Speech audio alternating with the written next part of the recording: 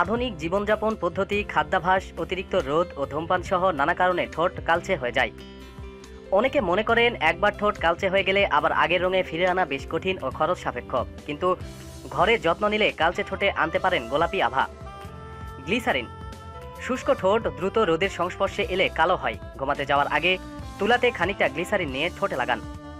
সকালের আগে ধোয়ার দরকার নেই, এভাবে ঠোঁটে শুষ্কতা ও কালচে ভাব দুটোই কমে আসবে। লেবু ও মধুর মিশ্রণ। সমপরিমাণ লেবু ও মধু মিশিয়ে ঠোঁটে লাগান, 1 ঘন্টা রেখে দিন।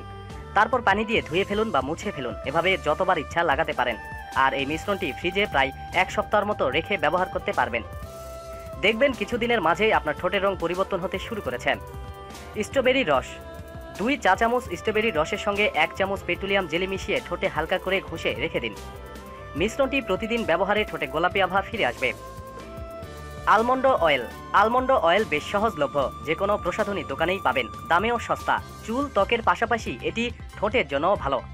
রাতে ঘুমাবার আগে ঠোঁটে আলমন্ড অয়েল লাগিয়ে ঘুমান। এছাড়া 2 চামচ আলমন্ড অয়েলের সঙ্গে 2 চামচ কস্টার অয়েল মিশিয়ে ভালোভাবে ঠোঁটে মাসাজ করুন। কাঁচা দুধে তুলা ভিজিয়ে ঠোঁটে লাগান, এটি নিয়মিত করলে ঠোঁটের কালো দাগ উঠে যাবে।